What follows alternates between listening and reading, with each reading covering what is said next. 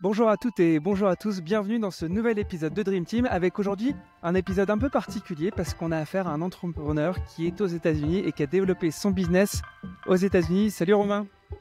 Salut Pierre, ravi d'être Mais- avec toi. Écoute, merci beaucoup. J'en profite pour remercier Jérôme Méhari qui nous a mis en relation, qui lui aussi commence à bien développer ses activités aux États-Unis. Il l'a toujours fait, mais là, ça va prendre un nouvel élan. Pour toi aussi, ça a pris un nouvel élan depuis peu et on va en parler. Avant de commencer de parler de ton projet, de tes projets, parce que tu fais pas mal de choses. Est-ce que tu pourrais te présenter et nous dire quelles sont un peu tes expériences les plus significatives avant d'avoir lancé Court 16, qui est du coup ce projet dont on va parler aujourd'hui? Je m'appelle Romain Aubanel, je suis installé aux États-Unis depuis presque 20 ans, dans la ville de Boston, en Massachusetts, en Nouvelle-Angleterre. J'ai démarré ma carrière comme avocat d'affaires au barreau de Paris, dans un cabinet de petite taille où je faisais pas mal de travail avec des startups et des boîtes avec des technologies émergentes. Et quand j'ai déménagé aux États-Unis et peu de temps après fait la transition vers l'entrepreneuriat, et j'ai co-créé, avec l'un de mes clients d'ailleurs à l'époque, une première société dans le domaine des technologies médicales. On fabriquait des softwares pour aider les radiologues à détecter les AVC de manière très précise et très rapide. Et puis, on a eu la chance de bien réussir avec cette première entreprise qu'on a vendue, qui s'appelle toujours, parce qu'elle existe toujours, qui s'appelle Olea Medical, qui est basée à La Ciotat, dans le sud de la France, qui a une très, très belle réussite locale et française. Et on a vendu la société en 2015 à Toshiba, un conglomérat japonais qui est depuis devenu Canon. Donc, maintenant que ça existe sous l'égide de Canon Medical. Et puis en 2014, on va parler du sujet qui nous intéresse aujourd'hui. J'ai créé avec un très bon ami Court 16 ici à New York. Ok, on va revenir en détail sur Court 16 parce que, comme tu le sais, à travers ce podcast, j'essaie de donner des clés et un peu des boîtes à outils pour les entrepreneurs qui veulent entreprendre dans le sport. En plus, avec toi, on va donner peut-être des clés pour ceux qui veulent entreprendre aux US. Mais revenons sur ta première aventure entrepreneuriale. Qu'est-ce qui t'a engagé vers ce business? Est-ce que quand on est avocat, on est voué à devenir entrepreneur ou c'était quoi le déclic? C'est pas courant d'avoir des avocats entrepreneurs. Ouais, moi j'ai toujours hésité quand j'étais au lycée entre l'entrepreneuriat et le droit. J'étais fasciné quand j'étais adolescent par les ténors du barreau et par les gens qui défendaient les libertés fondamentales. Et donc mon hésitation, j'ai jamais tranché, et donc ça m'a conduit à faire HEC, à faire du droit en parallèle. Je suis donc diplômé dans ces deux secteurs. Et puis j'ai grandi dans un milieu très médical où le handicap et la maladie étaient une réalité dans notre famille, entouré de médecins, de pharmaciens et de gens excessivement dévoués qui vouent leur vie à la gestion du handicap et de la maladie. Et donc j'ai toujours été très sensible sur le sujet. J'avais une première expérience professionnelle en césure à l'époque, en école chez Johnson & Johnson, qui est une grosse boîte exactement. Et ça m'avait fait voir un peu les choses de l'intérieur. Et j'ai toujours été attiré par les sujets de la santé, les sujets médicaux. Et j'ai toujours suivi un petit peu les évolutions technologiques sur ce secteur-là. Donc j'avais une appétence particulière pour ce secteur plus que pour d'autres. Et puis avec à l'époque un client qui m'a séduit, qui m'a raconté une histoire qui était très poignante et très impactante. Mon grand-père était décédé d'un accident vasculaire cérébral. Et à l'époque, en 2007, 8, 9, la prise en charge des AVC était vraiment excessivement rudimentaire. On ne faisait pas grand-chose pour les gens qui, hélas, souffraient de ça. Et c'était très difficile de les détecter, de les prendre en charge rapidement. Et donc, j'ai aimé l'histoire, j'ai aimé le potentiel, j'ai aimé les valeurs qui correspondaient aux miennes. Et donc, je me suis lancé. Et puis après, comme souvent dans l'entrepreneuriat, l'appétit vient en mangeant. C'est un peu un virus qu'on prend. Alors, on prend de l'adrénaline un petit peu tous les jours. Puis après, moi, j'ai le plaisir de construire aussi les entreprises. J'aime beaucoup ça. J'aime l'exercice de l'ego, de construction d'un produit, d'une entreprise, de la culture, des équipes. J'aime ces sujets-là et je m'épanouis en fait dans l'entrepreneuriat. Voilà. Ouais. Je vois que tu es aussi au bord de pas mal de boîtes de différentes natures. Ce que vous appelez un peu le leisure, donc le mix entre du business et du leisure, du loisir. Et Tout à aussi fait. une boîte dans l'IA, mais on y reviendra un tout petit peu après. Est-ce que tu peux nous dire, du coup, à l'issue de cette vente, tu es déjà parti aux US ou ça vous permet de partir aux US? C'est quoi le trigger finalement? Alors, on est parti avec Julie, mon épouse, et Noé, qui avait 1 an à l'époque, notre fils, en 2006. Donc, c'était même avant la création d'Oléa Médical. Mhm. J'étais déjà aux États-Unis. Euh, et c'est là, dans l'environnement bostonien, qui est très, très propice à l'entrepreneuriat, puisque c'est très, très, très courant de rencontrer des gens, que ce soit dans la communauté française ou locale ou internationale, des gens qui s'impliquent dans une aventure entrepreneuriale, que l'envie a grandi. Et donc voilà, la création d'Oléa, c'est 2000, fin 2008. Donc j'étais là déjà depuis 2 ans. Et la création de Coursixine, c'est 2014, un peu plus tard. Ok. Bon, du coup, tu arrives aux États-Unis avec ta femme que tu as rencontrée sur les bancs de l'école, si je ne m'abuse. Tout à fait, ouais, Euh, à Marseille, au lycée de Provence. Donc on ouais. a eu la chance de se connaître assez tôt et de grandir ensemble. Et c'est grâce à Julie qu'on est venu aux États-Unis. Parce que elle a reçu à la fin de son PhD à l'INSEAD et à l'école normale une offre d'Harvard que je ne l'ai pas laissé refuser.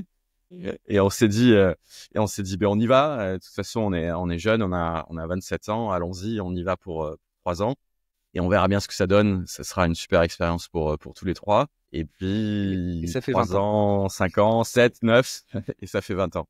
Super. Du coup, tu arrives aux États-Unis, tu rencontres ton associé de cours 16 là-bas. Est-ce qu'on peut peut-être du coup expliquer ce qu'est ce cours 16, je vais y Ouais, arriver. bien sûr. Cours 16, allez, Cours 16 en français, ouais. en français, la genèse et pourquoi tu te lances dans le tennis, les sports de raquettes, le Ouais. pickleball et tout ça.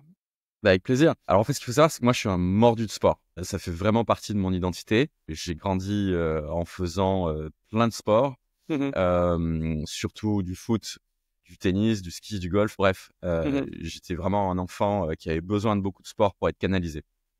Donc j'ai toujours eu ça en moi. Très tôt dans ma vie professionnelle, j'ai souvent cherché et j'ai saisi les opportunités pour m'impliquer dans ce secteur, mais sans vraiment trouver l'idée qui me convainque et qui me fasse dire OK, on y va all in comme on dit en anglais. Et j'ai rencontré donc Anthony Evrard, qui est donc le président et CEO de Cours16. J'en suis moi le Chief Operating Officer. Peu de temps après notre arrivée aux États-Unis en 2008-2009, Anthony lui faisait une carrière chez Puma dans Life Science, puis après dans le F&B. Et lui aussi, lui a grandi dans une famille de tennis, encore plus que moi, vraiment immergé de la tête aux pieds depuis plusieurs générations dans le tennis à Bruxelles, parce qu'Anthony est belge. Et on a développé un dialogue et une série d'exercices de brainstorming pour essayer de trouver quel serait l'angle qui manquait au secteur du tennis. Mhm. Euh, et donc, on a essayé, on a joué avec plusieurs concepts pendant, j'ai envie de dire, plusieurs années. Ah ouais? Parce que lui bossait à côté et moi, je bossais à côté. Et moi, on était dans une phase où on vendait Oléa, donc c'était très intense pour moi, donc j'avais pas non plus beaucoup de temps. Mhm. Et Anthony, lui aussi, était un marketing exécutif assez accompli chez Puma, donc on avait le temps qui était le nôtre. L'idée était très simple. On a constaté tous les deux que euh, pour faire l'expérience du tennis aux États-Unis, et c'est assez vrai aussi, je crois, en Europe, il y a grosso modo trois propositions à l'époque. Il y a les cours de tennis public, hein, donc qui sont assez fréquents, notamment à New York. New York est une ville où il y a une culture tennis assez forte. Euh, Ce qui serait chez nous les associations, les clubs de tennis qui offrent des cours et des terrains, quoi. Ça serait ça l'équivalent? Ouais, ce serait à peu près ça l'équivalent. Alors, les terrains de tennis publics aux États-Unis sont gérés souvent par les mairies. Et là, c'est des assos, effectivement, c'est des coachs individuels, des auto-entrepreneurs, des freelancers qui font des deals avec les mairies pour pouvoir exploiter pendant quelques heures par semaine les cours de tennis, qui sont pas couverts, qui sont pas toujours en bon état, pas facile de réserver. Ça, c'était une option. L'autre option, c'est l'option des country clubs, donc très country club en anglo-saxonne, donc un cercle un peu fermé, des listes d'attente pour entrer, des barrières à l'entrée assez fortes, avec du golf, avec du tennis, avec de la piscine. Ça, c'était la deuxième option, donc un peu traditionnelle, un peu inaccessible. Et puis l'autre option, c'est les bulles, ce qu'on appelle les bulles, donc des sortes de hangars qu'on connaît bien, avec plusieurs terrains de tennis comme ça en enfilade. Il nous semblait que cette expérience était très améliorable, souvent des endroits qui sont un peu froids, pas très bien chauffés, pas toujours très bien entretenus. Donc voilà, ça c'était un peu le panorama, c'était un peu un diagnostic de l'époque. Et le deuxième aspect du diagnostic, c'était que ce soit les cours de tennis publics, que ce soit les bulles et les country clubs, on a remarqué que c'était des environnements qui étaient essentiellement construits pour des adultes, et en aucun cas pour des enfants.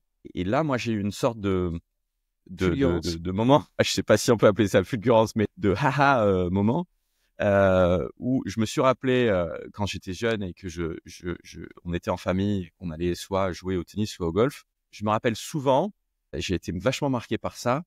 On allait dans des endroits ou des clubhouses où il y avait écrit pas d'enfants, pas de chiens. Et souvent mes parents rentraient et moi je restais dehors. Et je me disais, oh là, c'est quand même inacceptable, premièrement, et deuxièmement dommage parce qu'ils se privent de l'énergie que les enfants peuvent apporter à un lieu. Et donc l'idée de Cours Sixtine, après avoir joué avec plusieurs itérations, s'est concentrée sur une proposition très simple. On va créer une expérience tennis et sport de raquette autour des enfants. Et on va créer une expérience pour permettre aux enfants de croître en fait dans le sport. Et on a décliné, on est allé très très loin dans cette vision, et je crois que c'est ce qui a fait l'originalité de Cours 16, de Cours Sixtine, parce que je crois que on est peu d'opérateurs tennis et sport de raquette qui sommes allés aussi loin dans la déclinaison de cette vision. Et cette vision s'articule autour de on va adapter la taille des terrains, on va adapter les balles, on va adapter les raquettes. Alors on n'a pas inventé les tailles de terrain, puisque les tailles de terrain existaient déjà, c'était déjà validé par plusieurs fédérations de tennis, mais on va les proposer dans un même lieu. Idem pour les tailles de raquettes, on va pouvoir les proposer, les tailles de balles, rouge, orange, verte, jaune, la surface, la musique, les couleurs, la formation du staff. Bref, on est allé très loin dans la déclinaison. Le look and feel des lieux qui est hyper sympa. Ouais. Le look and feel des lieux pour que voilà, les enfants se sentent à l'aise, qu'ils ne se sentent pas jugés. Le tennis, c'est un sport qui est difficile, comme tu le sais. Il faut plusieurs années pour pouvoir maîtriser la technique. Et donc, on a mis à disposition en fait la boîte à outils la plus adaptée pour prendre les enfants dès le plus jeune âge, à partir de l'âge de 3 ans. Même, je crois qu'on a même des 2 ans et demi qui font de la motricité avec nous, de la coordination main-balle, etc. Et on leur fournit donc le pathway, on va dire, depuis l'âge de 2 ans et demi, 3 ans, jusqu'à l'âge adulte. Et c'était ça la proposition initiale. Donc, on a trouvé un vieux hangar industriel dans le centre-ville de Brooklyn à l'époque, à New York. On a complètement reconverti avec, tu disais, Pierre, le look and feel, mais effectivement, toute une architecture, on va dire, très, très agréable, très sympathique, lumineuse, bien adaptée on va dire, au bien-être en fait des joueurs et des familles. On reviendra sur le produit en détail parce que, en effet, c'est une expérience de tennis qu'on voit sur les vidéos sur votre site qui a l'air vraiment différenciante et différente de ce que nous, en tout cas, on peut connaître notamment en France. Ok, vous dites il y a 3 options. Les 3 options présentes sur le marché sont pas folles. Mais entre dire ça et dire on va commencer par les jeunes et on va faire un truc du coup private-based, il n'y a pas un moment où vous faites une étude de marché pour vous dire bon, le secteur des kids est délaissé, on a peut-être une opportunité. Quel a été le déclencheur pour vous dire ok, on va sur cet angle-là parce que c'est pas forcément évident quand tu le racontes qu'il y a une opportunité. Tu as tout à fait raison. Il y a un autre élément clé dans notre analyse à l'époque et qui est encore plus vrai aujourd'hui, qui est le marché de de l'after school aux États-Unis, qui est un marché qui est colossal et qui est en pleine expansion depuis 25 ans. Aux États-Unis, les écoles ferment tôt. C'est une grosse différence avec le système français, où tu te rappelles, on restait à l'école jusqu'à 17h, parfois même après. Alors moi, je suis le premier à rincer le service public et à mettre mes enfants de 8h à 18h. Donc, il n'y a pas d'after school. Exactement. Il n'y a pas d'after school. Donc, aux États-Unis, la philosophie est différente. C'est-à-dire qu'on démarre effectivement très tôt le matin, souvent vers 8h du matin, et l'école se termine. Alors, ça dépend des districts, ça dépend des villes, mais on va dire de manière générale, l'école se termine autour de 14h30. Donc, quand on est parent de jeunes enfants, en tout cas entre l'âge de 0 et 18, il faut organiser quasiment une deuxième journée pour ses enfants à partir de 14h30, 15h. Et donc là, il y a toute une industrie, on va dire, de l'after school qui s'est développée et qui est florissante et qui fait appel au sport, qui fait appel à l'art, aux cours de maths. Bref, il y a toute une panoplie en fait d'activités. Et nous, Cours 16, on est très, très positionnés sur ce secteur-là. Nous, notre proposition aux parents, c'est de dire on a une solution pour vous toute l'année. On est ouvert tous les jours de l'année, sauf, je crois, pour Thanksgiving et le jour de l'an. Chaque jour de l'année, du lundi au vendredi, samedi matin et après-midi, dimanche matin et après-midi, vous pouvez compter sur Cours 16. Vous pouvez amener votre enfant, vos enfants, dans un lieu qui est sûr. Parce c'est notre objectif numéro 1, c'est la sécurité des enfants qui viennent chez nous. Ils vont apprendre un sport qui est difficile, qui pourront pratiquer leur vie, qui pourra être utile socialement. Ils vont développer des amitiés, ils vont s'amuser, bref. Et ils repartiront à la maison, ils seront contents. Voilà. Et toi qui as un passé d'homme de médecine, il se dit que le sport et les sports de raquettes en général sont les sports les plus vertueux d'un point de vue psychomoteur, allongement de la vie, etc. Je ne sais pas si tu as lu cette étude récemment qui dit que... J'ai bien sûr lu cette étude. Ouais. Et d'ailleurs, la USTA l'a claironné parce que je ne sais pas si tu as vu au dernier US Open sur le central Alturach, il y avait même écrit quelque chose qui disait tennis est le meilleur sport pour la santé. C'est une étude qui est assez sérieuse et qui montre effectivement qu'il y a des grands bénéfices au niveau cardiovasculaire, au niveau moteur. On se rend compte que pour vivre longtemps, il faut avoir une bonne santé cardiovasculaire, mais il faut pas tomber et il faut pas se casser le col du fémur. Et le tennis est un très bon sport pour développer les membres inférieurs, la souplesse, ainsi de suite, la rigueur, la socialisation qui compte énormément, parce que quand on joue au tennis, c'est pas un sport qu'on peut faire tout seul. Donc on est automatiquement socialisé. Donc bref, voilà, il y a toute une série de bénéfices associés à la pratique du sport en général et au tennis en particulier. Ouais, je me permets un nouveau commentaire personnel parce que tu parlais de ton grand-père qui avait fait un AVC. Mon père a fait 2 AVC, dont un assez grave, et il s'en est plutôt bien sorti malgré la gravité de son AVC. Le médecin qui l'a opéré pendant des heures et des heures l'avait questionné parce que sa réhabilitation est allée assez vite finalement. Et en fait, mon père, il joue encore au tennis. Maintenant, il ne joue plus, mais il a longtemps joué au tennis. Il en faisait 2-3 fois par semaine avec ses copains qui sont tous malheureusement plus là parce qu'il est un peu âgé. Mais en fait, le tennis l'a presque sauvé dans le sens où ça lui a permis de mieux récupérer parce qu'il a développé beaucoup de coordination, la capacité à se déplacer vers l'avant, vers l'arrière, de côté, la désynchronisation. Bref, ça a plein d'aspects et je me suis toujours rappelé de ça. Voilà. Ça me fait plaisir à l'entendre, je le savais pas et franchement c'est une très très belle histoire qui fait un peu le lien entre mes histoires personnelles et je lui souhaite de jouer le plus longtemps possible. Ouais, bah écoute, il va jouer avec mon petit garçon maintenant. Mais... Ah, c'est génial, c'est génial. Donc en effet, le marché de l'after school, c'est un élément hyper déterminant dans votre projet.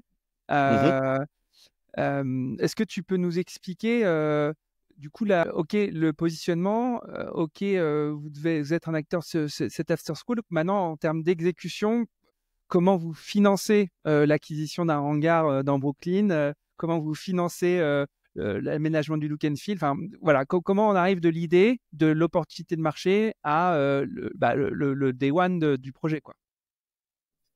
Ouais, c'est une histoire qui est assez assez intéressante pour nous parce que c'est typiquement un problème de poule et de l'œuf. qu'on a dû résoudre. Pourquoi? Parce que une fois qu'on a l'idée sur le concept, avec donc le cœur du métier, donc les enfants, l'after school, il y a d'autres lignes de revenus, mais on pourra peut-être y revenir plus tard.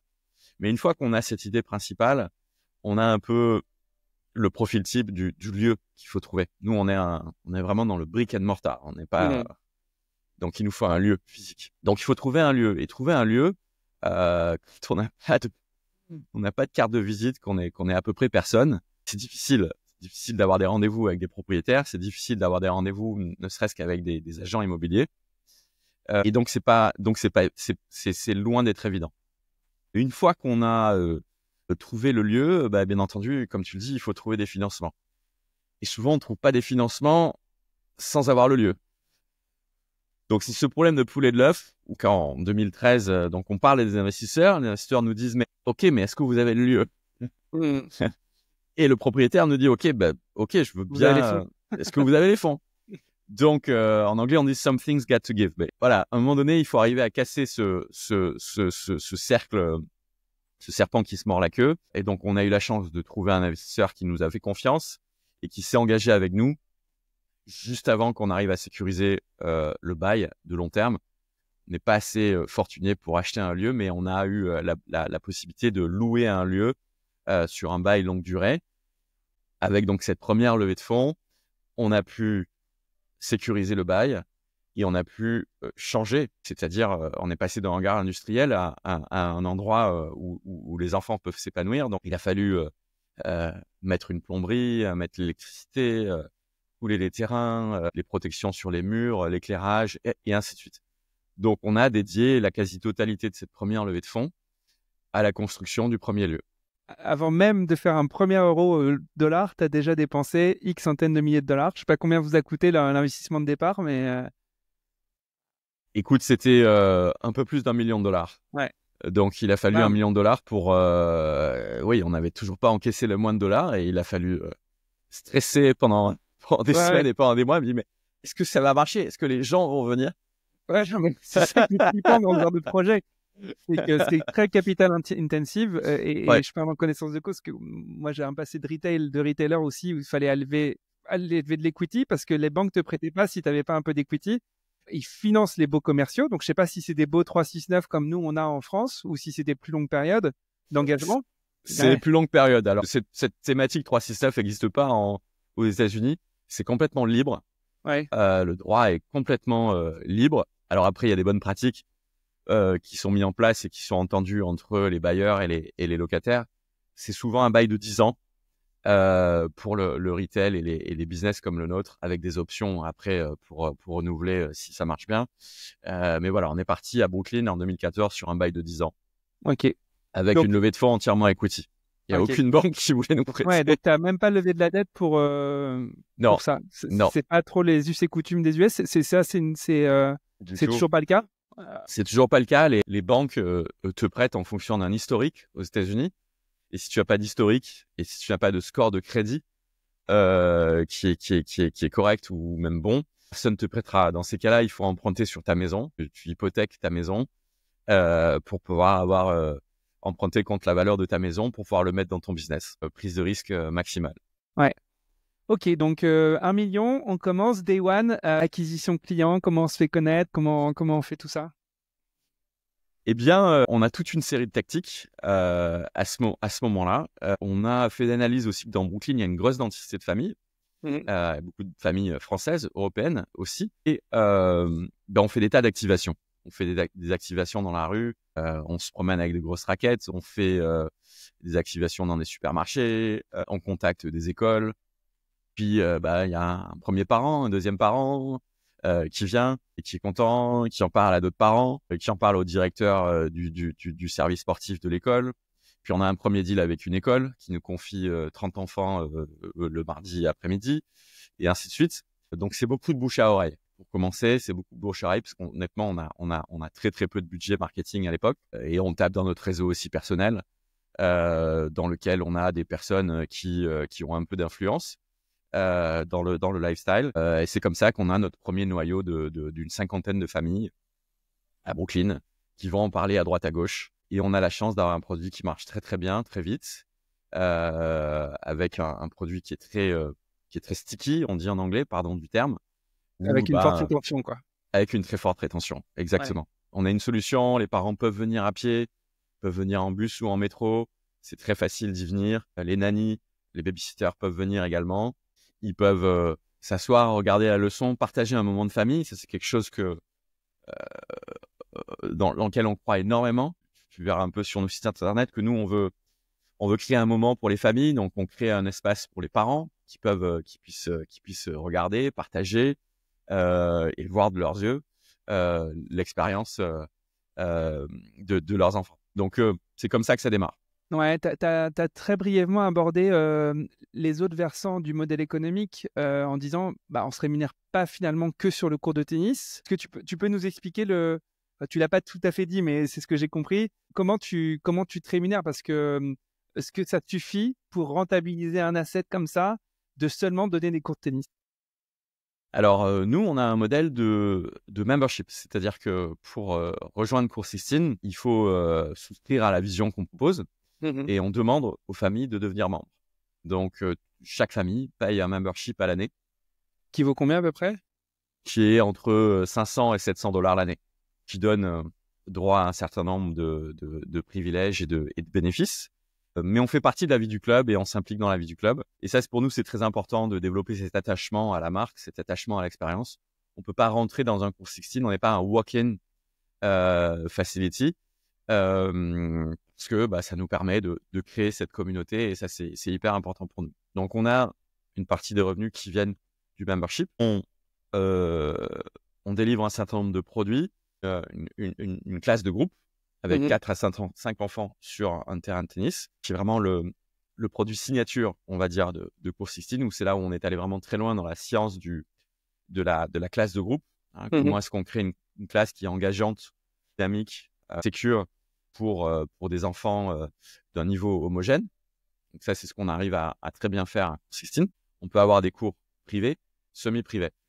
La quasi-totalité du temps passé à Cours 16, il est basé sur de l'instruction. C'est-à-dire qu'il y a très très peu à Cours 16 d'open play, c'est-à-dire de location de cours de tennis ou de pickleball pour jouer. La quasi-totalité des revenus, on va dire 98-19% des revenus, est ce qu'on appelle instruction-based, c'est-à-dire il y a un instructeur qui va vous aider à développer votre technique, votre jeu, votre stratégie, quel que soit le sujet qui soit retenu. Membership, cours de tennis avec des classes de différents formats sur 2 saisons. On a une saison à l'automne qui démarre début septembre et qui va jusqu'à, on va dire, fin janvier, à peu près 20 semaines. Une saison d'hiver. Et ça, on s'est adapté en fait au marché américain. Ce qu'on réalise pas toujours en France, c'est que il y a des sports d'automne, il y a des sports d'hiver, il y a des sports de printemps, il y a des sports d'été aux États-Unis. Chaque école publique va proposer ça. Ah, c'est un sport d'automne. Donc, les familles ont l'habitude de réfléchir comme ça. Et on a des familles qui peuvent choisir un sport l'automne, par exemple le foot, le soccer. Et par contre, l'hiver, ils vont faire du tennis. Ou ils vont en faire toute l'année, bref. Donc, du coup, on s'est adapté à cette nomenclature très, très connue des familles américaines. Et donc, on a 2 saisons, automne, hiver, printemps. Et puis après, on a des summer camps, c'est-à-dire des camps d'été, qui font 12 semaines entre fin juin et le week-end de Labor Day qui est début septembre. Voilà. Où là, on peut avoir une très grande quantité d'enfants chaque semaine dans nos clubs. Voilà, c'est comme ça qu'on gagne notre vie à Cours 16. Donc vous gagnez votre vie, ça marche plutôt bien, mais est-ce que ça marche assez bien pour pouvoir financer l'ouverture du 2e, du 3e, du 4e? Comment on passe de 1 à bientôt 5 là en 2025 et bien plus à un horizon plus lointain? Tu vas nous expliquer un peu ce qui s'est passé ces derniers temps. Ouais, bien sûr. Alors, ça marche bien. Ça marche bien, ça marche très bien. Ça nous permet donc de survivre. Ça nous permet d'agrandir le premier club un petit peu, puisqu'on a démarré sur une petite surface. On arrive à doubler la taille à peu près du premier club. Le succès du premier club ne nous permet pas financièrement de créer un 2e club, mais ça nous permet de lever de l'argent beaucoup plus facilement pour trouver le 2e club. On fait une 2e levée pour créer le 2e club et cette 2e levée, elle vient en quasi-totalité de la part de parents, de clients qui ont beaucoup aimé ce qu'on a fait dans le premier club et qui veulent absolument participer à l'aventure et qui rentrent au capital à ce moment-là. Donc le deuxième club, il est encore dépendant d'une deuxième levée de fonds. Et c'est vraiment qu'à partir du succès du deuxième club, il est complètement dingue parce qu'on fait venir un prestataire qui est leader du... Je fais une petite digression, mais je pense que tu vas aimer. Mais c'est important. Et les auditeurs vont peut-être apprécier. On fait venir le leader des cours de squash au monde, qui construit, je crois, 95% des cours de squash au monde, qui est basé en Allemagne et et on arrive à le convaincre en fait de faire un cours de tennis avec nous.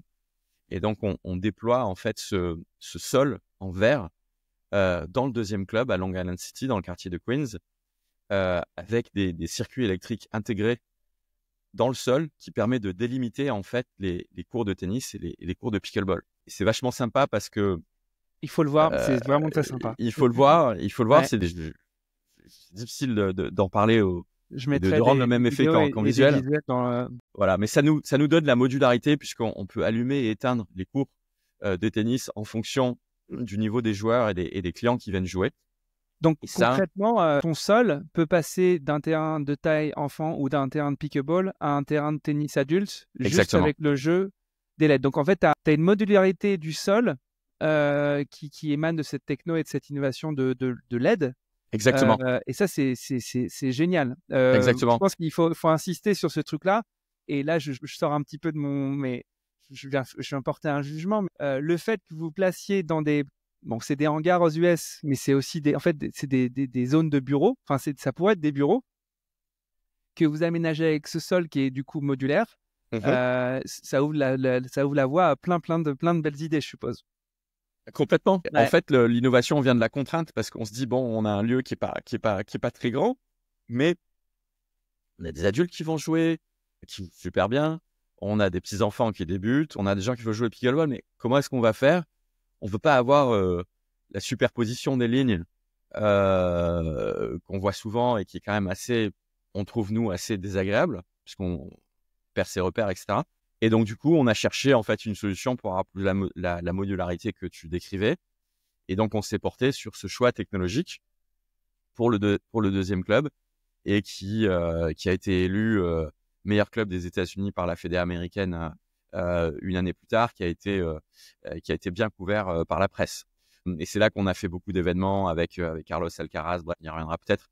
Mais ça donne un look assez futuriste. Un peu Tron, un peu l'image de Tron, le film, un peu de science-fiction. Donc c'est assez sympa, assez bonnard et l'expérience est super agréable.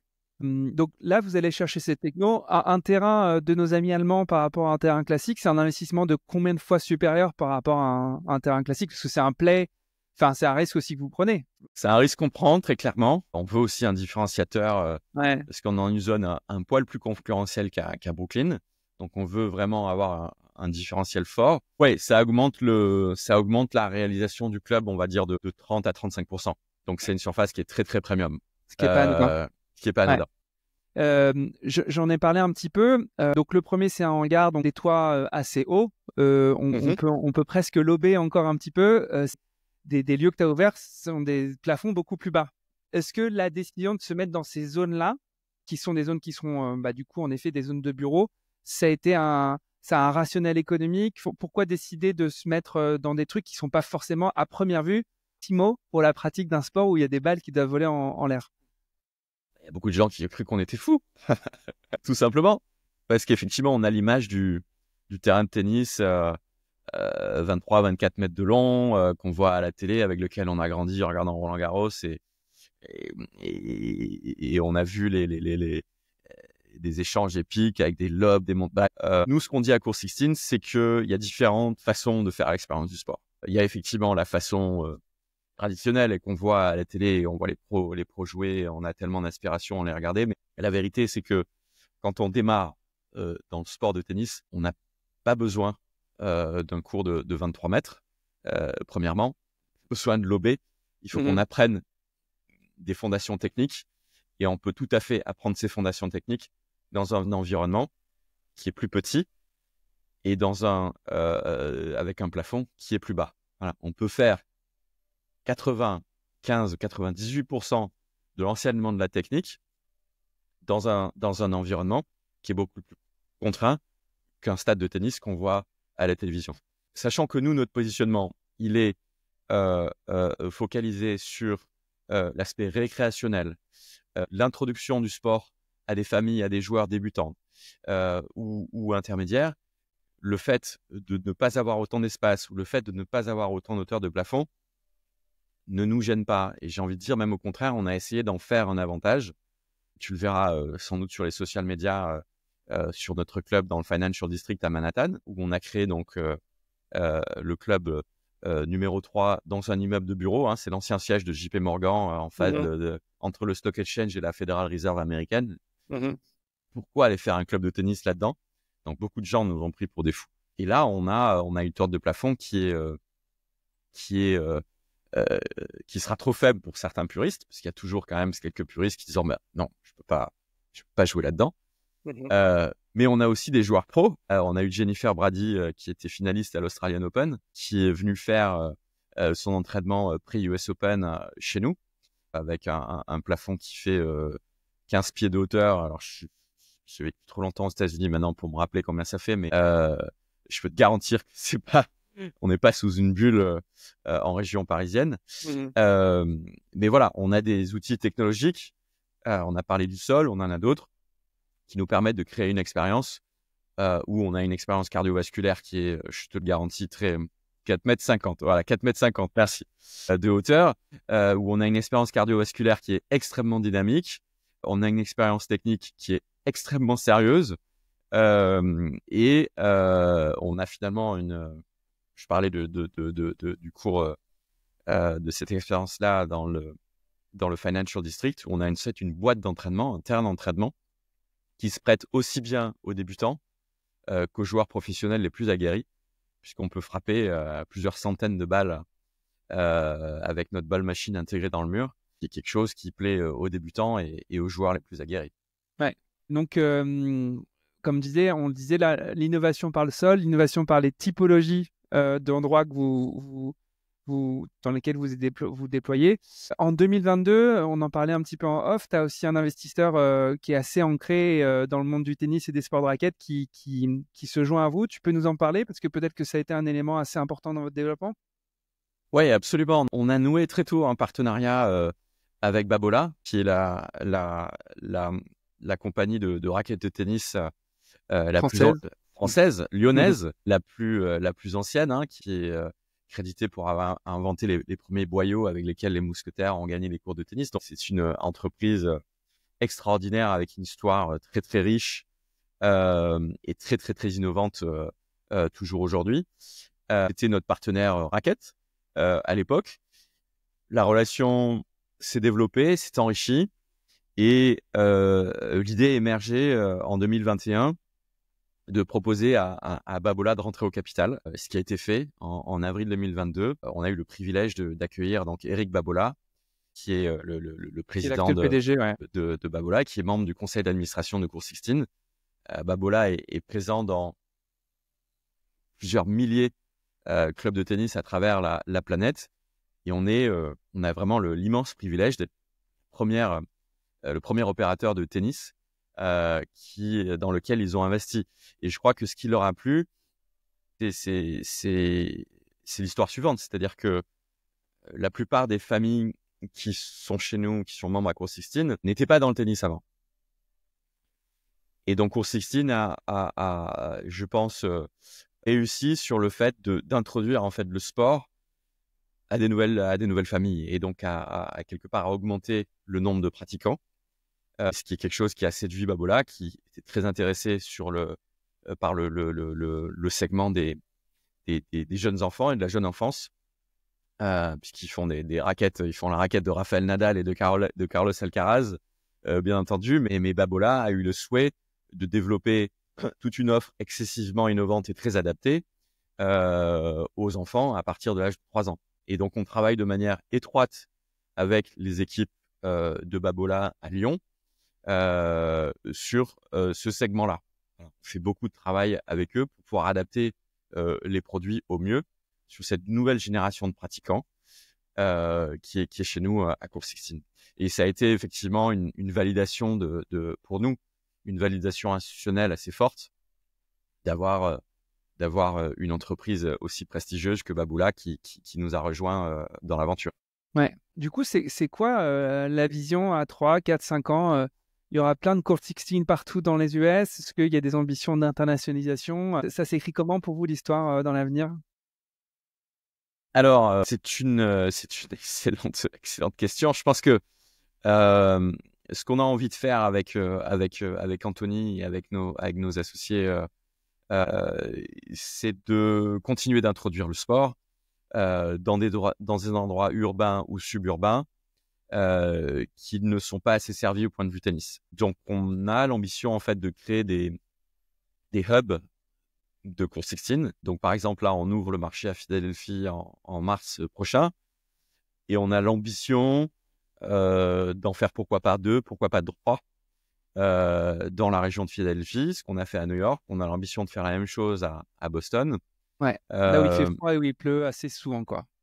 Nous, on est indoor. Hein. On est bien indoor, sûr, donc l'été, c'est bien parce qu'il fait trop chaud et l'hiver, c'est bien parce qu'il fait froid et parce qu'il pleut. Donc, encore une fois, nous, on veut être une solution pour les familles. On veut pas que les familles se demandent est-ce qu'il va pleuvoir aujourd'hui? Est-ce qu'on peut aller chez Court 16? Non, on veut être une solution toute l'année. L'idée, c'est de travailler ces marchés-là. On veut pas se disperser. Donc, on n'a pas l'ambition de faire tiens, on va en faire un à San Francisco, un dans le Texas ou un à Détroit. On veut faire des grappes, en fait, et créer une homogénéité pour créer des économies d'échelle sur nos budgets marketing, sur notre staff, etc. L'ambition internationale se pose. On a beaucoup d'intérêt en Asie actuellement, que ce soit au Japon, en Chine, en Corée, Hong Kong et Taïwan. Donc voilà, c'est quelque chose qu'on étudie. On n'a pas pris de décision, mais on a beaucoup de sollicitations. En Asie, ils sont très forts sur l'utilisation des petits espaces, parce qu'il y a une très grande densité de personnes. Il y a des opérateurs qui sont très, très innovants déjà. Voilà. Mais on a des partenaires immobiliers à Court 16 qui ont des liens très, très forts avec cette région. Voilà. C'est en réflexion aujourd'hui. Rien n'est tranché. Ok. Aujourd'hui, la NASA fait appel à SpaceX pour ses voyages dans l'espace. Est-ce que la Fédération américaine de tennis fait appel à Court 16 pour développer le tennis pour les jeunes? La question est très, très flatteuse. Mais la réponse est oui.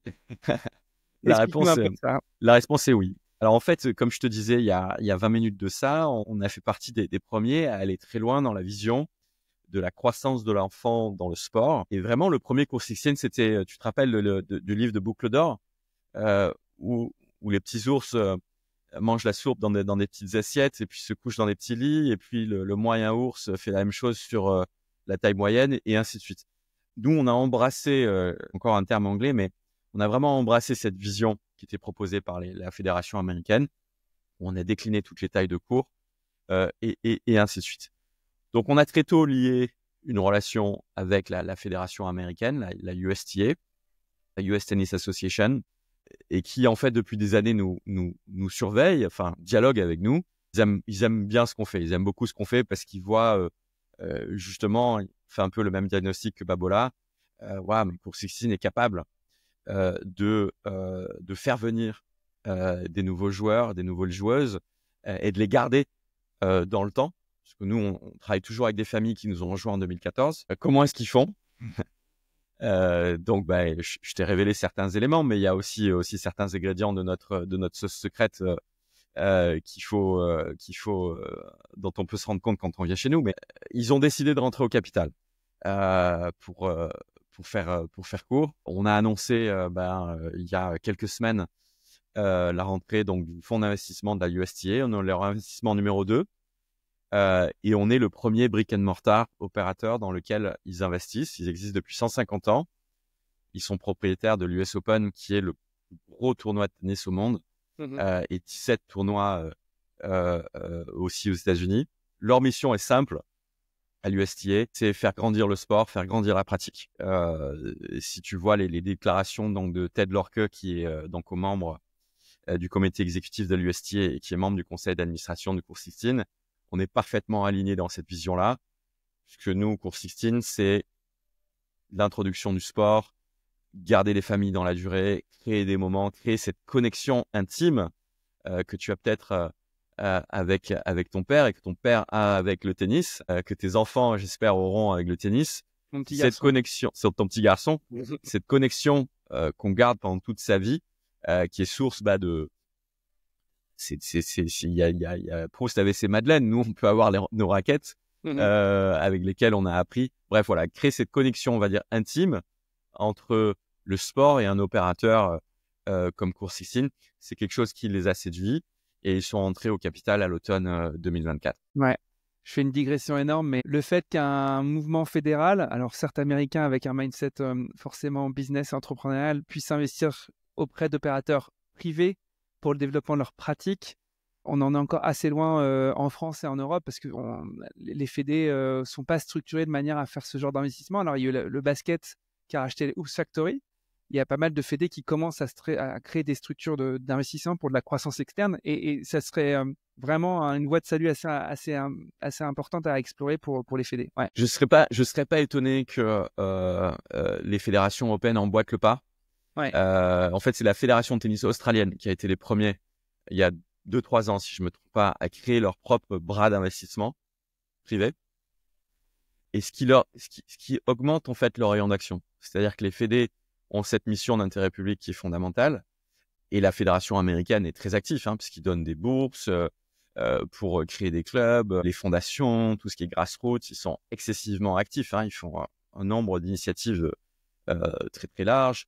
Le fait d'avoir un bras privé leur permet de cibler certains efforts grassroots qui peuvent éventuellement ériger en bonne pratique avec le but d'essaimer et donc ça leur donne, c'est un outil dans la boîte à outils supplémentaire. Je serais pas étonné que des fédés de tennis ou de foot ou de basket, tu viens en parler, emboîtent le pas et viennent servir de catalyste à certains opérateurs dont elles apprécient le modèle. Aujourd'hui, je ne sais pas si tu peux le dire, Cours 16, ça fait combien d'argent? Est-ce que c'est rentable? C'est combien de personnes? C'est quoi les grands agrégats, les grands KPI pour comprendre le business actuellement? Alors, Cours 16 aujourd'hui fonctionne très bien et en pleine croissance. La boîte est rentable, absolument. Écoute, on va sans doute faire cette année 10 millions de chiffre d'affaires on est parti et on aimerait faire 20 à 30% de croissance sur les années qui viennent. Donc, tu fais 10 millions avec 3 lieux à l'heure actuelle, tu en ouvres 2 en 2025.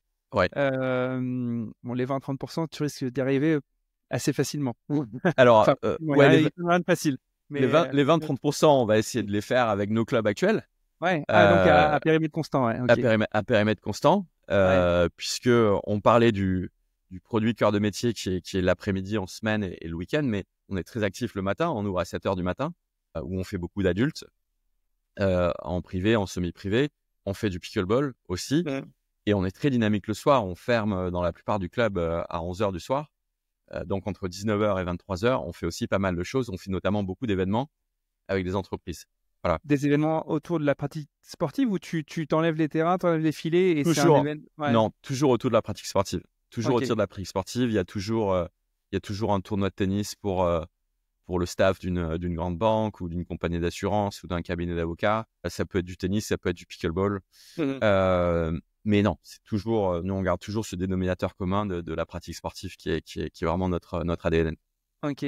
Donc, tu as quand même développé un concept brick and mortar, tu l'as dit. C'est du retail, c'est de l'accueil de public, qui n'a rien à voir avec ton aventure entrepreneuriale d'avant. Rien à voir. Qu'est-ce que dans ton aventure entrepreneuriale d'avant, tu utilises au quotidien dans celle d'aujourd'hui? Qu'est-ce que dans ta boîte à audit d'avant, tu réinvestis aujourd'hui? Plein de choses, plein de choses. Et si je devais en souligner quelques-unes, d'abord, mon background d'avocat me sert énormément. Surtout aux US, un peu de droit. Exactement, parce que on négocie toute la journée, on fait des deals toute la journée, on parle avec des propriétaires, on parle avec des investisseurs, on parle avec des clients, on parle avec des avec un staff, hein, puisqu'on a maintenant pas mal de staff. Donc, Ouais, tu m'as pas dit, vous étiez combien, du coup? on est à peu près 70 aujourd'hui. On a entre 35 et 40 coachs full-time et part-time. Déjà, voilà, ce background-là de juriste m'aide énormément. J'avais donc eu la chance de créer une première entreprise dans le domaine des technologies médicales. Et là, il y avait plusieurs raisons au succès. La première raison, c'était la culture de l'entreprise, qui était axée sur la qualité des produits, sur le service client. Quand un client vous appelle, qui est en train d'évaluer un accident vasculaire cérébral, il faut savoir répondre tout de suite, dans la seconde, littéralement dans la seconde. Donc, il faut avoir un service client qui est exceptionnel. Et donc, ça, c'est quelque chose qu'on a amené à Cours16.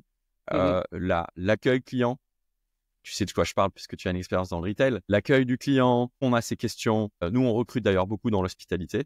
Donc, les gens qui ont une expérience dans l'hôtellerie, dans la restauration, dans le retail, nous intéressent parce qu'ils ont cette compréhension d'une expérience client, que moi, j'ai beaucoup appris d'ailleurs dans la pharmacie de ma mère quand j'étais tout petit, puisqu'elle avait déjà des notions d'accueil client qui étaient assez fortes. Donc voilà, la culture de l'entreprise, la culture de l'accueil du client, la culture de la performance, de la qualité. Il n'y a pas de technologie médicale qui existe si elles ne sont pas de qualité. Il n'y a pas d'entrée de gamme, il n'y a pas même de classe moyenne dans les technologies médicales. Tout doit être d'un très très bon niveau parce que les patients en bénéficient. Donc tout ça, ça nous a servi pour essayer de créer cette culture de camaraderie, d'accueil client et de performance qu'on retrouve à Cours16. J'espère. Ouais, ok. Tu pourrais nous décrire un peu, on va arriver un petit peu sur la fin de l'épisode, mais what it takes, de quoi il faut être fait, qu'est-ce que ça nécessite d'entreprendre aux États-Unis? T'as entrepris en France, bon, c'est il y Ouais. a un petit bout de temps maintenant, mais maintenant t'es peut-être plus sur un mindset américain, mais tu pourrais nous décrire un peu, voilà, qu'est-ce que ça requiert comme qualité pour pouvoir s'en sortir aux US? Alors ouais, effectivement, je suis franco-américain, hein, je suis maintenant. Ouais. J'ai grandi en Tu France votes, et tu votes aux États-Unis. je vote, c'est la double nationalité. Et Ouais. j'ai effectivement entrepris et investi des deux côtés. Comme tu disais tout à l'heure, j'ai continué d'investir en France, toujours dans différents secteurs, le secteur des techno-médicales aussi. Et j'essaie d'accompagner, de conseiller certains entrepreneurs français qui veulent venir aux États-Unis et dans l'autre sens, des Américains qui veulent aller en Europe. Alors, il y a un climat qui est propice aux États-Unis, hein, c'est clair, puisque c'est pas aussi confortable d'être salarié en France aux États-Unis. Hein, le coût d'être entrepreneur n'est pas aussi fort aux États-Unis qu'il est en France. Ça, c'est le premier point. On peut échouer aux États-Unis sans être stigmatisé. C'est même souvent un avantage et on peut en parler très librement.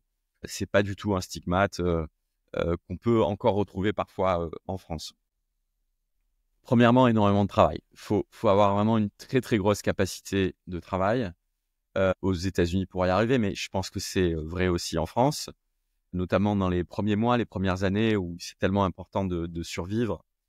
Il faut pas faire d'erreur de junior. Il y a des thématiques qu'il faut absolument pas négliger. La partie assurantielle, par exemple.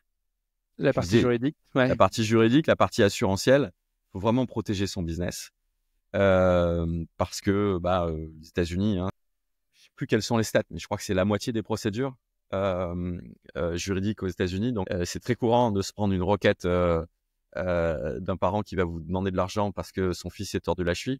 Donc, il faut pas négliger cette partie-là, surtout dans les premières années où on peut être fragile. Donc, toute cette partie sécurisation du business, il faut être très fort.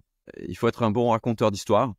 Il faut être un bon marketeur, mais on est récompensé quand on l'est, par contre. Il y a des histoires qui peuvent résonner ici, qui peuvent pas du tout résonner en France, mais les bons raconteurs, les bons marketeurs s'épanouissent aux États-Unis parce que la culture s'y prête peut-être un petit peu mieux. Je dirais que ça, c'est le deuxième élément. Et puis, il faut avoir cette culture aussi client. On dit souvent que le client est roi aux États-Unis. Je crois que c'est complètement vrai. c'est ancré dans le comportement des consommateurs américains d'obtenir à peu près ce qu'ils veulent. Donc, il faut gentiment résister, mais aussi savoir plaire. Ça fait partie des éléments. Le réseau compte énormément, surtout pour lever des fonds. Tu me diras, c'est vrai aussi en France, mais tout coûte plus cher aux États-Unis. Les salaires coûtent plus cher, les loyers coûtent plus cher, le coût de la vie est beaucoup plus élevé actuellement qu'en France, notamment après cette phase où l'inflation s'est accélérée.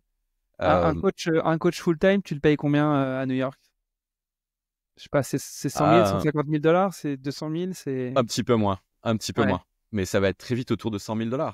Donc 100 000 Ce qui n'est pas beaucoup à New York. Ouais. Ce qui n'est pas beaucoup à New York. Ouais. Ce qui n'est pas beaucoup à New York. Et en France, 60 000 €, c'est déjà un très beau salaire. Donc voilà. Donc c'est toujours difficile pour les entrepreneurs français quand ils arrivent ici de faire la jonction économique, de faire sens des salaires, de faire sens des prix. Il y a beaucoup de boîtes françaises qui arrivent ici qui sont toujours sous-financées, qui font toujours cette erreur-là d'être sous-financées. Et donc voilà. Donc il faut du capital, il faut avoir une très très grosse énergie, il faut avoir cet instinct de survie, ce customer mindset, être un bon raconteur. Voilà, c'est Okay. on va dire les éléments. J'ai l'impression d'enfoncer des portes ouvertes, mais non, mais c'est cool parce que alors déjà t'enfonces pas des portes ouvertes parce que j'ai rarement des entrepreneurs qui ont déployé leur solution aux US, donc c'est bien de raconter ça. Les gens qui m'écoutent n'ont pas forcément cette occasion d'avoir des gens, des entrepreneurs aux US. Ouais, dans le brick and mortar, pour être très concret, te donner un exemple, tu en as peut-être parlé avec Jérôme Méhari qui construit Soccer Roof. Quand on parle avec un propriétaire immobilier institutionnel, il va pas signer un bail comme ça, hein. Il va vous demander une assise financière extrêmement forte. Et quand il vous envoie une demande de lettre de crédit pour 500 000 $, il faut pas bégayer, hein. Faut être prêt à avoir une réponse. Donc voilà, il faut être bien financé pour être aux États-Unis. Toi, tu as envie de faire quoi avec cette boîte? Parce que du coup, tu as vendu ta première boîte. Ça fait du coup un peu plus de 10 ans que tu es dans Cours 16. Tu te vois faire 3-4 ans revendre. Qu'est-ce que vous dites avec votre associé de cette aventure? Écoute, je crois qu'on a envie de continuer. On s'épanouit énormément chez Cours 16. Bon, pendant plusieurs années, je disais à Julie, mon épouse, j'ai pas l'impression de travailler en fait. Je sais pas si tu as déjà eu cette impression-là, Pierre, quand tu travailles sur un sujet qui te passionne, tu vois pas les heures passer et tu vois pas les mois ou les années passer en fait. Et c'est un peu ce qui m'est arrivé à Cours 16. C'est-à-dire que on prend tellement de plaisir à travailler avec les familles, avec les enfants, créer des nouvelles expériences, avoir un lieu biscornu, mais qu'est-ce qu'on va pouvoir faire avec ce lieu? Quel terrain on va pouvoir mettre là? Quelle expérience on va... Donc, il y a une sorte de créativité continue qui nous habite et qui fait que on est loin d'avoir fermé le dernier chapitre de l'histoire. Donc, pour l'instant, on a envie de continuer et on a envie de créer, on se dit peut-être 2 à 3 clubs par an sur les prochaines années. Et après, écoute, nul ne sait de quoi l'avenir sera fait, mais peut-être qu'à un moment, on voudra on aura peut-être l'opportunité de vendre ou de vendre partiellement, mais la question est pas à l'ordre du jour aujourd'hui. On arrive sur les petites questions de la fin. Là, je te retiens depuis un peu plus d'1 heure. Merci encore d'avoir pris ce temps. Qu'est-ce qui te rend optimiste et qu'est-ce qui te rend pessimiste pour ton projet? Pour le projet en soi? Ouais. Alors moi, je suis fondamentalement optimiste comme beaucoup d'entrepreneurs. Donc j'ai toujours tendance à voir le verre à moitié plein. Et ce qui me rend optimiste, c'est l'engouement pour nos clubs. Chaque fois qu'on passe 1 heure dans le club, on est pénétré par une énergie qui est spéciale et qui est particulière. Et je te disais tout à l'heure, il faut venir voir parce que on peut en parler, mais quand on rentre dans un club Cours 16, on a cette énergie, on a les enfants, on a les coachs avec le sourire qui s'épanouissent, qui font le métier de leur rêve. On a ce plaisir d'ouvrir une canette de balle de tennis. Bref, on a toute une série de plaisirs. Et je crois qu'on a créé une communauté assez forte. Et donc, ce qui me rend optimiste, c'est que je pense que les gens ont besoin de ce sentiment de communauté, de se retrouver, d'appartenance. C'est le premier point. Le bien-être. Et je pense une des trends macro qui est très forte là pour les 20 prochaines années, le besoin de de prendre soin de soi, de ce qu'on sait maintenant sur la santé, bien manger, bien faire du sport. On a maintenant tout un ensemble d'informations à notre disposition qui fait que on sait qu'on doit prendre soin de nous. Donc ça, c'est une tendance qui, je pense, nous est favorable, nous, opérateurs dans le sport. Et ce qui me rend pessimiste, c'est les éventuelles divisions qu'on voit dans les sociétés occidentales et qui est très forte aux États-Unis. On le voit avec les dernières élections. On voit que la moindre prise d'opposition peut être interprétée d'une façon ou d'une autre. On peut très vite devenir une cible. Donc, j'ai eu souvent le sentiment qu'on marchait un peu sur des œufs, alors que c'était peut-être pas le cas dans le passé. Voilà, j'ai l'impression qu'il y a une susceptibilité. Et ton business peut être impacté par ce côté incandescent des choses et cette division aux US? Écoute, je pense que nous, on est agnostique. Nous, on veut répondre aux besoins des familles. On n'est pas là pour diviser, on est là pour rassembler. Je pense qu'on a suffisamment en commun pour bien s'entendre, bien s'amuser, passer des moments ensemble et apprendre les sports qu'on aime bien pour objectivement laisser les quelques différences qui peuvent nous agacer en dehors. Donc, et c'est peut-être la seule chose qui peut un peu nous turlupiner, mais je crois qu'on a suffisamment assez en commun pour surmonter ça. On en avait un petit peu parlé en off quand on s'était eu une première fois. Je voulais avoir un petit peu ton analyse du pickleball, qui est la grande, forte tendance aux US. En tout cas, il y a un trend de développement qui est assez hallucinant et qui crée forcément des appétits, notamment en France et en Europe. Et c'est quoi ta vision de ce développement? Est-ce que c'est un ballon qui va se dégonfler? Est-ce que c'est un truc structurel? Comment tu vois les choses? Écoute, faut vraiment avoir une balle de cristal pour savoir si ça va se dégonfler parce que ça fait que croître pour l'instant. Ouais. Donc, c'est le sport qui a le plus forte croissance aux États-Unis depuis plusieurs années. Chez Court 16, nous, on était prêts pour cette vague parce que les terrains pour enfants ont effectivement avait la taille qui a été retenue par le pickleball. Donc, nous, on était prêts à servir à cette vague.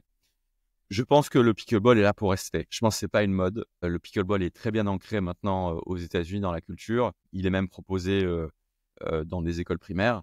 Donc, il est vraiment en train de s'installer.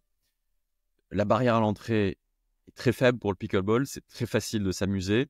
C'est très facile de croire qu'on est un bon au pickleball. Mais les joueurs de pickleball très sérieux qui font ça de manière très sérieuse te diront tous que il y a beaucoup de différences avec le tennis, des différences tactiques, des muscles qu'on sollicite, de façon de frapper la balle, de patience. Bref, il y a tout un ensemble de différences qui est assez clair. Donc, c'est deux sports qui sont vraiment bien distincts, même s'ils ont quelques points en commun. Donc, moi, je dirais pour répondre à la question que c'est pas une mode, ça va rester et ça va s'ancrer. Il est encore en très forte croissance.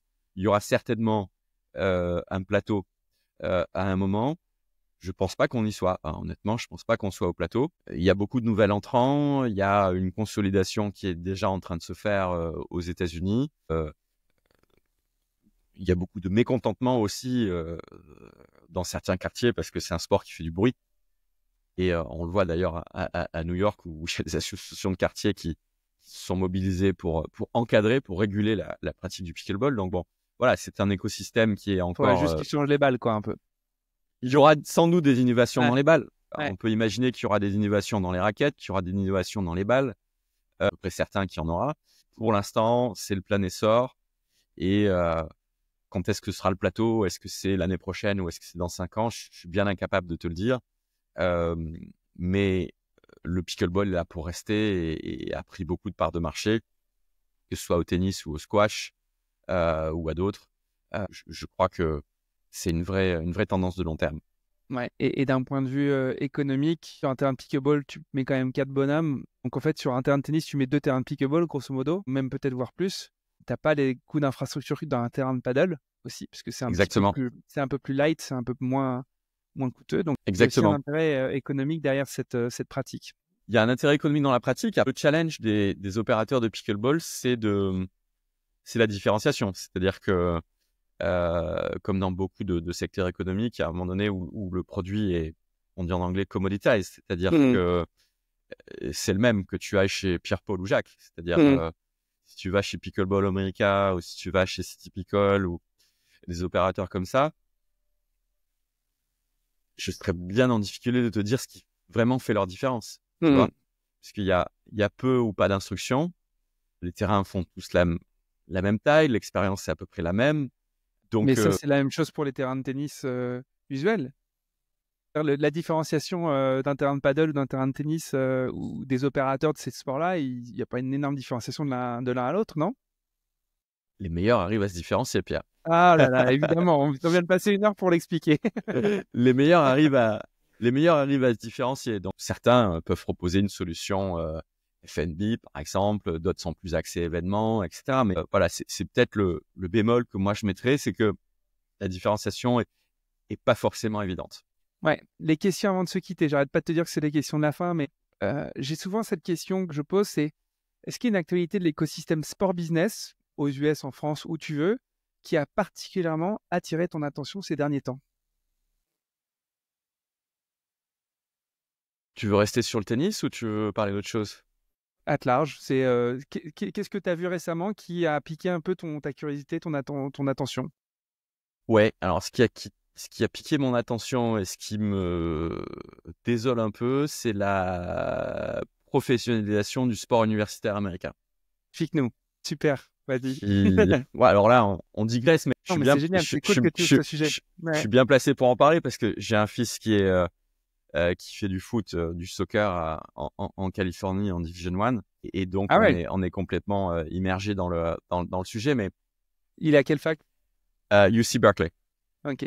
Euh, et donc on voit, c'est un phénomène qui a été amorcé il y a déjà pas mal d'années, mais je crois qu'on est en train de franchir un nouveau cap dans la professionnalisation des étudiants athlètes. D'abord, ce qu'on voit, c'est que dans plein sport, les étudiants athlètes en fait ne sont qu'athlètes, à vrai dire. Très peu sont de véritables étudiants. Ça dépend des sports, bien entendu, mais pour les sports qui drivent le plus de revenus, c'est-à-dire football américain, basketball et certains autres, c'est déjà des semi-pros, voire des pros. Non, puis le vrai changement, ça va être la rémunération des athlètes. C'est-à-dire que euh, là, il y a 2 ans, la Cour suprême a pris un arrêt qui a autorisé les athlètes à monétiser leur image. Donc, si tu vas sur le site de l'université au Michigan ou dans d'autres, et si tu vois quelle est la personne la plus payée, bah, ça va pas être un prof, ça va pas être le président, mais ça va être un joueur de l'équipe de foot. Et là, la réforme qui risque de passer très probablement au printemps prochain est purement et simplement la rémunération des athlètes. Ça va changer beaucoup de choses. Cette libéralisation du sport universitaire, ça va entraîner, à mon avis, des phénomènes comme qu'on voit, qu'on a vu dans le foot en Europe avec quelques leaders qui vont prendre la part du lion des revenus, la concentration des ligues, hiérarchisation des universités. Bref, à mon avis, Et tout toi, ça est en train d'arriver. tu t'inquiètes pour ton garçon, pour ton fils? Non, parce qu'il s'en sort très très bien, il est très heureux et il a un avenir radieux devant lui. Mais ce que je veux dire par là, c'est que la mission éducative est vraiment passée au second plan ou au troisième plan. C'est que il y a maintenant tellement de droits télé, il y a des matchs de foot américains qui font plus de revenus, qui font plus d'audience que des matchs pro. Ouais. Il y a eu un papier qui est sorti sur le fait que les universités college, enfin les collèges en football, donc plutôt côté NFL, football américain, était la plus grosse menace pour la NFL. Exactement. Ouais. Et c'est réel. Donc du coup, Ouais. quand un président d'université aujourd'hui avait à l'époque un programme sportif, puis le programme sportif avait un petit peu de revenus, et maintenant de penser que le budget va maintenant dépendre de ça. Ouais. Voilà, Sachant qu'un patron d'université aux US, c'est un mec, c'est un CEO d'une boîte qui doit générer du revenu. Exactement, Ouais. exactement. Donc il y a une matrice décisionnelle qui forcément a changé, c'est-à-dire qu'on va privilégier maintenant quelque chose qui est beaucoup plus loin que la partie éducative. Donc voilà, c'est une évolution qui va entraîner, à mon avis, des bienfaits, mais il y a beaucoup d'effets pervers qu'on voit déjà se propager, quoi. Puisqu'il y a, je sais que Berkeley, par exemple, a décidé de quitter la conférence Ouest pour maintenant jouer la quasi-totalité de ses matchs sur la côte atlantique, parce qu'il y a plus d'argent, il y a plus de droits TV dans la côte atlantique. Donc, je te laisse imaginer l'impact sur l'environnement Ouais. d'affréter chaque semaine ou chaque 2 semaines des centaines d'athlètes pour faire l'aller-retour. Enfin bref, cette libéralisation effrénée me paraît poser certaines difficultés. Écoute, c'est trop bien que tu aies abordé ce sujet. C'est en effet un sujet en ce moment très brûlant. Il y a un fantasme, nous, en Europe, de ces sports universitaires parce qu'ils sont très développés. Mais en effet, il y a des biais, il y a des éléments qui peuvent peut-être faire craindre une trop forte libéralisation. On s'est tout dit, Romain, ou tu avais un autre truc que tu voulais raconter? Je voulais te remercier, Pierre, Merci de à ton toi. accueil et de ton hospitalité. C'était un plaisir. J'espère partagé. J'espère qu'on se reverra bientôt. Ouais, à très bientôt. Encore merci. Salut Chers Pierre. auditeurs, vous n'oubliez pas de vous abonner. En effet, je commence à lancer les formats vidéo comme celui-ci avec Romain, que je remercie encore. Il y en aura encore d'autres, parfois en studio, parfois comme ça à distance. Mais j'espère que vous me suivrez aussi sur YouTube. À très vite. Ciao.